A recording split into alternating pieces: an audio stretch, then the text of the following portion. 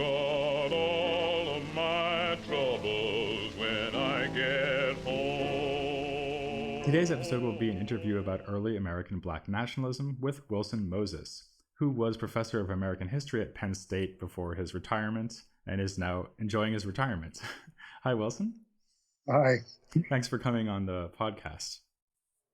We're going to be talking about Black nationalism. So maybe you can start by saying something about this phrase. What do you understand by the phrase Black nationalism? Well, I should start by saying that I first became interested in this back in the 1960s. And at that time, Black nationalism was associated with a series of figures who were always on television and who were, some of them were very, very militant, and some were even over on the conservative end of the spectrum, but they were equally militant. In any case, most people thought of Black nationalism as a contemporary event and as a contemporary ideology. And they tended to think of it in terms of figures like Stokely Carmichael and Rap Brown and Malcolm X. And so I thought, as I began to read up on it, I began to think, well, gee, this does have a history. It's been around for a long time. And it would be sort of as if we were to talk about American nationalism solely in terms of the Vietnam War, rather than to think about it in terms of the Mexican War. So I thought, well, gee, why don't I try to do something to correct this idea? And I was particularly interested in W.E.B. Du Bois. But in the process, I became aware of Alexander Crummell as well. And he came to be very much a symbolic figure, mainly, I suppose, because he was the one who most systematically developed it. And do you consider the whole idea here to be something like the notion of a nation? This is a phrase you sometimes hear in this context, a nation within a nation, so that Black people or African Americans constitute a separate nation unto themselves within the wider American nation? Is that really what we're talking about here? It could be, although Frederick Douglass famously said a nation within a nation is an anomaly. But I think, yes, that is one way we could talk about it, and that is the way that many people talked about it during the 1960s. I was more inclined to see it as a movement for an actual territorial separatism in my later work, although in the beginning I was more inclined to talk about Black nationalism as a broad way of looking at things, as a kind of an emotional thing. And then later I began to think of it more in terms of its political define. I tended to define it more strictly in my later work in terms of the geopolitical aspects of actually seeking a nation state, usually to be located in Africa. But both of those ideas are present. And obviously Liberia would be the kind of main example of that in the 19th century. Liberia was the main example of that in the 19th century, although there was considerable flirtation with Haiti. And then, of course, Sierra Leone, which was the British counterpart of Liberia. I visited both countries, and it was interesting to see the parallels and differences. In your search for the roots of this ideology, as you just called it, how far back do you go? So do you think of Crummell as like a pioneering figure in Black nationalism, or do you see even Crummell as coming in after, say, a generation or two of development? Well, if we're going to think about nationalism as being a combination of the Greek idea of the polis and the Jewish idea of the chosen people, then I think we could look at the chosen people idea as coming about a little bit earlier than Crummell. There were numerous Christian figures in the 18th century who entertained that idea, the idea of a special mission, a kind of a messianic mission of African American people. And that was preserved, incidentally, all the way up into the 20th century by W.E.B. Du Bois and Martin Luther King, the idea of the messianic mission of African American people.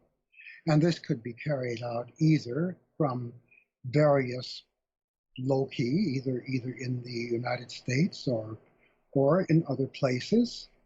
but the idea of an actual nation state, that was more associated with people like Henry Harlan Garnet and Martin Delany. Although Du Bois, obviously, by migrating to Ghana, gave much credence to this idea, and Crummell, by spending almost 20 years in Africa, did so as well. So there are different ideas, and it depends on which of these strains we want to pick up if we're going to start attributing the idea to earlier figures. And the earlier figures, I would say, were in the Christian church.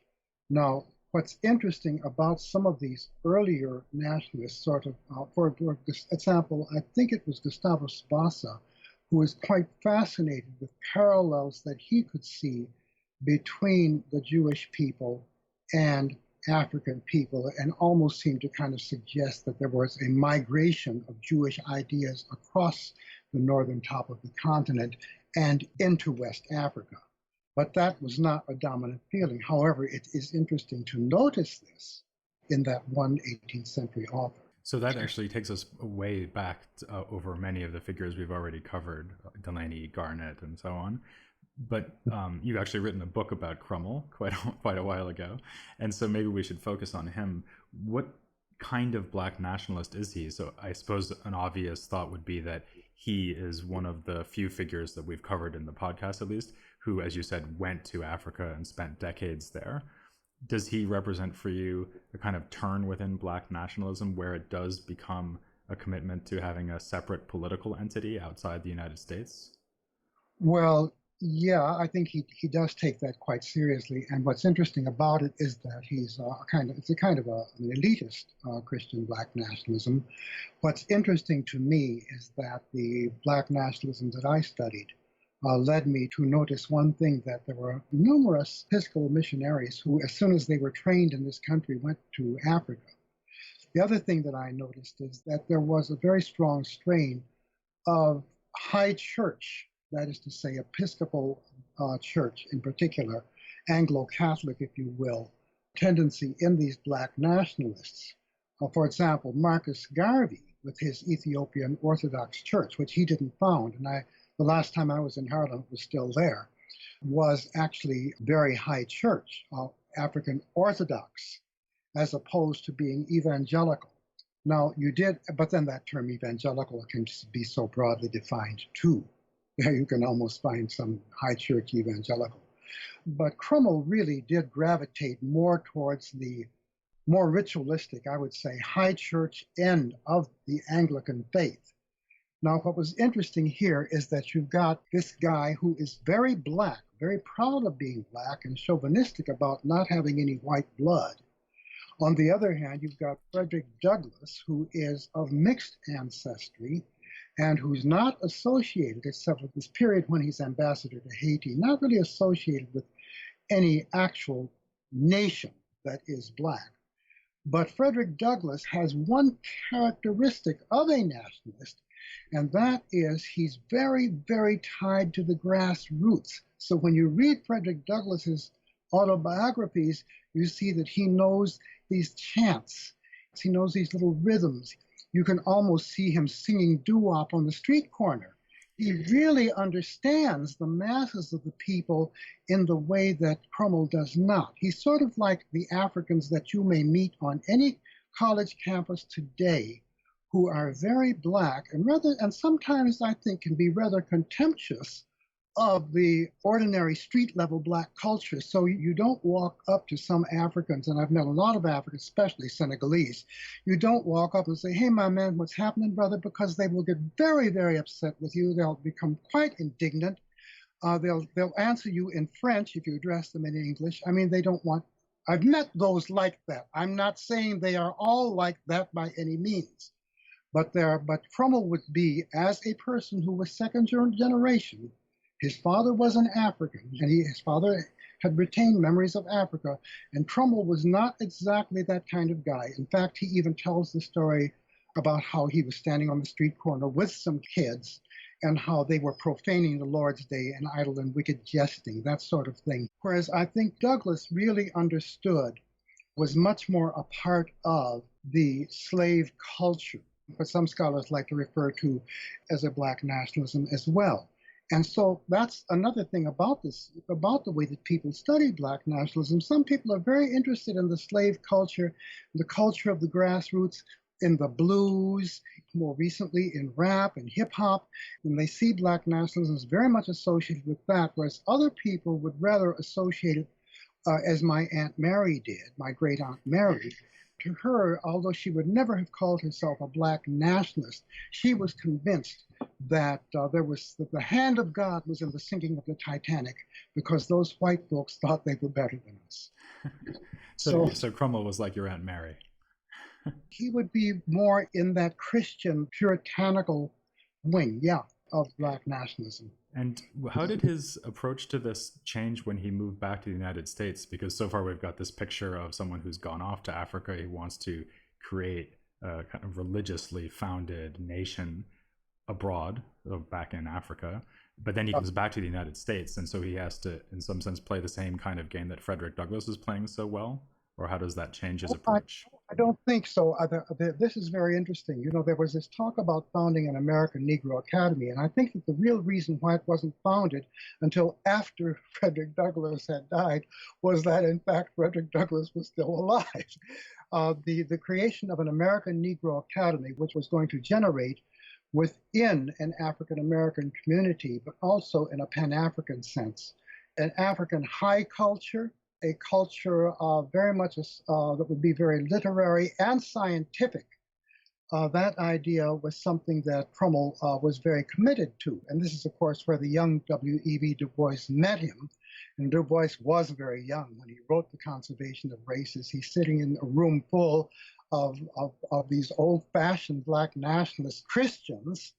And he formulates this idea about the importance of the conservation of the races, and goes so far as to attack Locke, to attack Adam Smith, to attack the entire 18th century Enlightenment tradition as represented in Jefferson.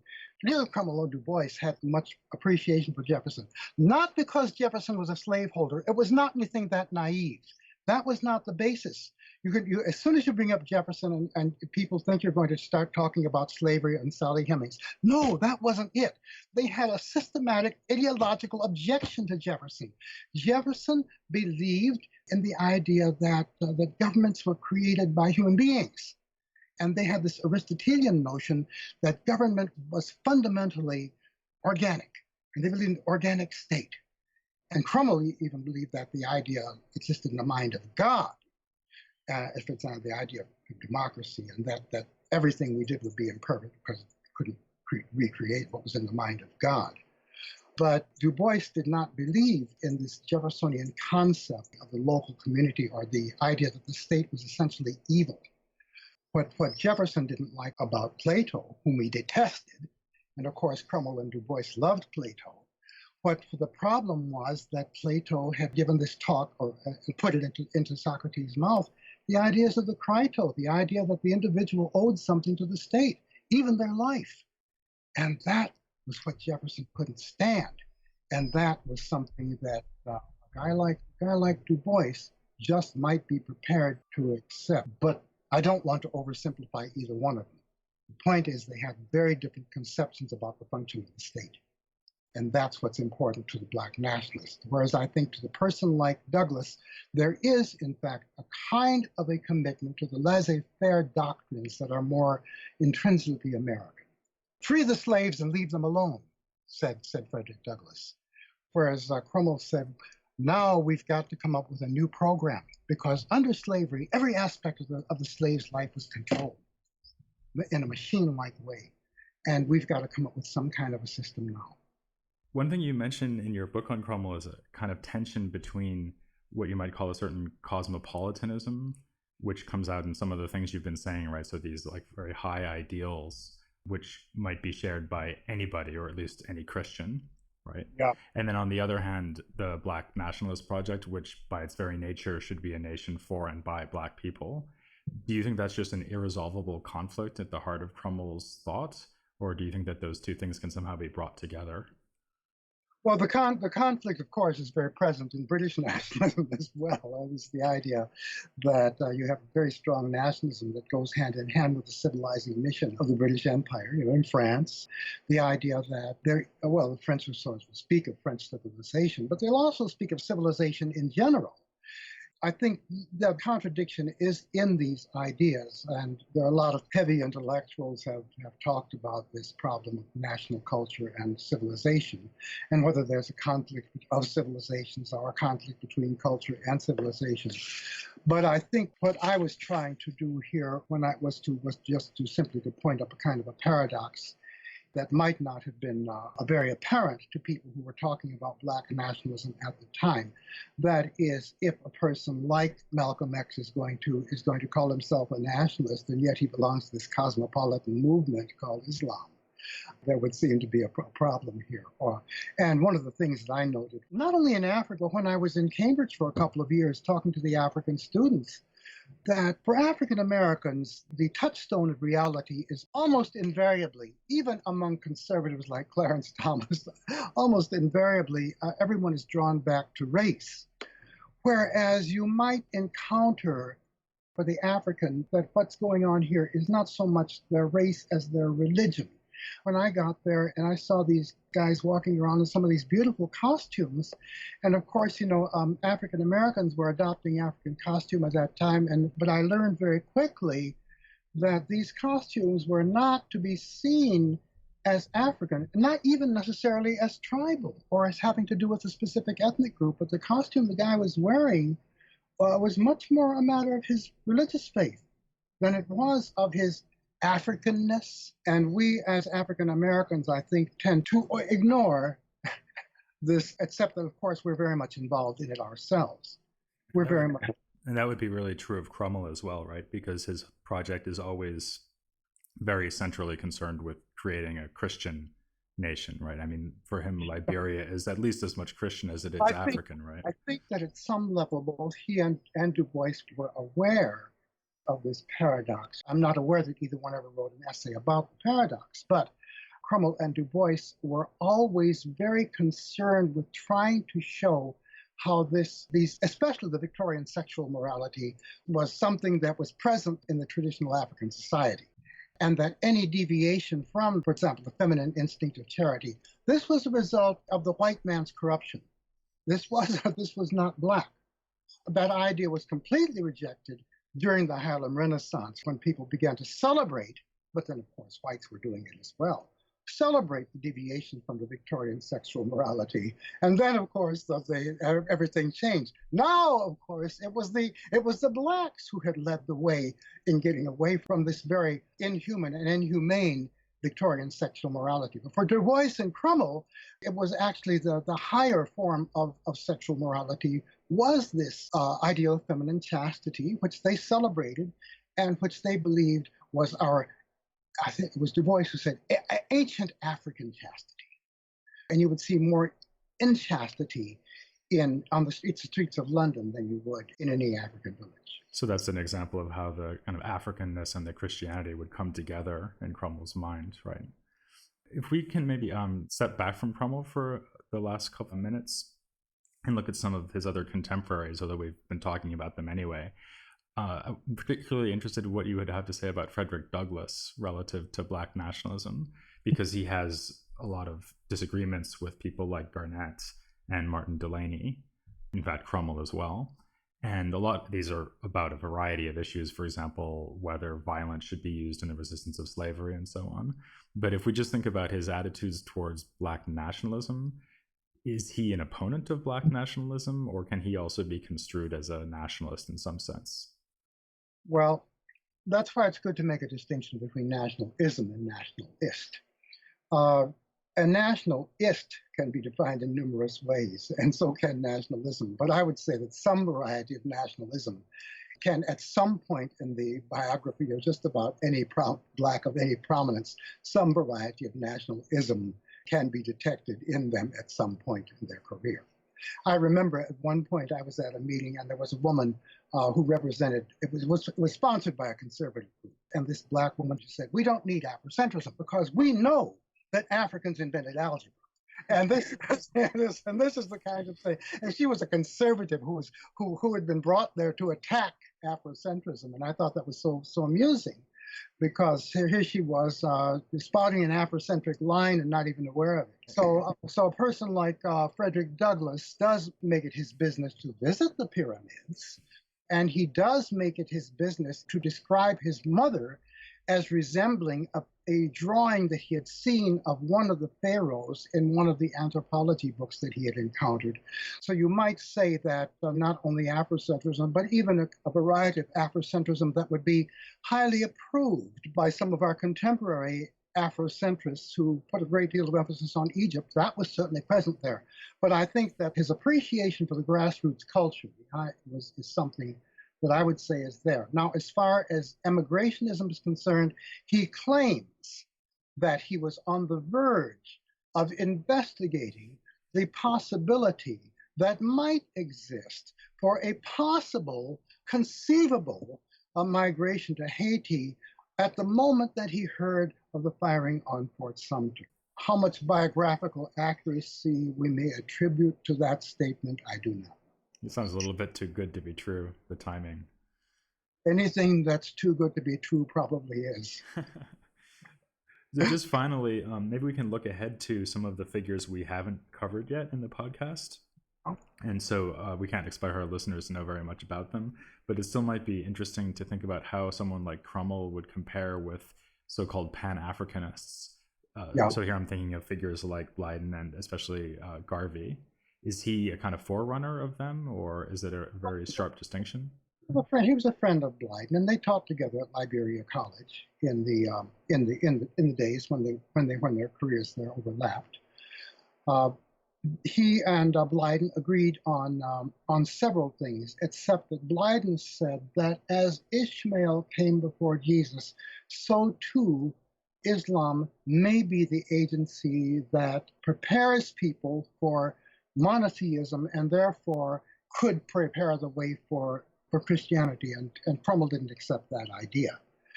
But they shared, and they were both belonged to the same party while they were there in Liberia. That is the party that disassociated itself from the Virginia Repatriates. It was the party that was not associated with the mulatto elite. And so they were comrades in arms during the period that they were both in Liberia. Afterwards, when the American Negro Academy was being founded, I don't know if Blyden was invited. I can't recall if he was. I know that when Du Bois began his work on the Encyclopedia Africana, he did contact Blyden and exchange correspondence with him at the point when he used the word Afrocentric and said he wanted to create an Afrocentric encyclopedia. And of course, other people who were associated with Garvey did have some association with Blyden and with Blyden's ideas. They were certainly aware of Crummell. Some of them actually had been friends of Crummell. And so there were disciples of Crummell, like William H. Ferris, who became an editor of Marcus Garvey's newspaper. And I think Duz Muhammad knew him as well. You're asking me to remember things I wrote 40 years ago. But I think Duz Muhammad had a connection. I know he did with the American Negro Academy and Orisha Tuka Duma. These various people who overlapped with Garvey also overlapped with Crummell. They certainly knew of each other. So we have really a very strong sense of continuity. In fact, if we go back to the very first things we talked about, in a way, this goes all the way back to the 18th century, and everyone's connected in this period. It's amazing. Speaking of connections, I will let the listener know that next time we're going to be moving on to James Africanus Horton. So that'll be another example of a figure from this period who is interested in African culture and has a lot to say about it. But for now, I will thank Wilson Moses very much for coming on the podcast. Yeah, well, thanks for your invitation. It's been enjoyable. And please join Chika and me as we move on to look at James Africanus Horton next time here on The History of Africana Philosophy. I'm gonna tell God